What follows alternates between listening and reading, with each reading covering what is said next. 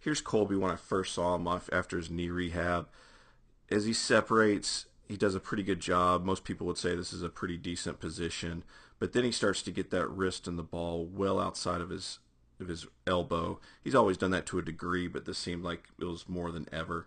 And then the real issue was instead of elevating this elbow up and over the shoulder to come through, which he's came through a little bit flatter on the flatter side, lower attack angle, but now he seems to be letting that elbow go down and actually going underneath the shoulder and then trying to save it and get steep. So you see the elbow coming down underneath the shoulder, and then now it's trying to come up to save himself.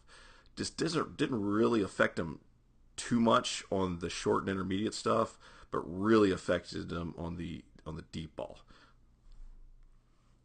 So after I showed him how it's supposed to look and feel, I just gave him this old practice jersey that I stole from Archer years ago. Try not to tell him, and then just got him to really isolate the shoulder, feel the shoulder moving the arm in the arm path that we were wanting, and you can see just how tight it is right here.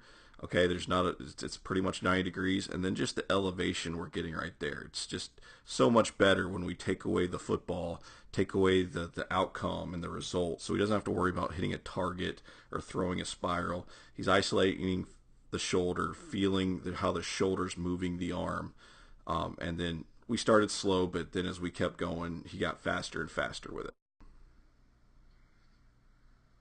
So now we're going to move from the jersey to a lacrosse ball. Even though I've been using the jersey forever, Will Hewlett gave me this idea to add into it, which I love, so shout out to him. So you're taking a lot of weight out of it from the football, just like you were with the jersey, but it's a little heavier. Plus you can actually throw this, so you can actually let it go here. And you see just how much better this is. He still separates well, but now he keeps it tight as his shoulder externally rotates to the L position, and then it continues to rotate to pull the elbow through above the shoulder instead of below the shoulder. And now we can actually extend and fire that wrist. 4 fingers down is what we want. We don't want to over-pronate this. Still focusing on the shoulder, still keeping the torso nice and quiet, using his core to control it, but way better arm path right here just by taking out that ball, taking the weight out of it, and then taking out the outcome of actually having to hit targets and throw a spiral. So now we got the football back in his hands, not letting him loose yet, just really just trying to do the same thing. Isolate the shoulder, keep the torso quiet, keep the feet in the ground, and really just try to replicate the movements he made with the lacrosse ball and the jersey.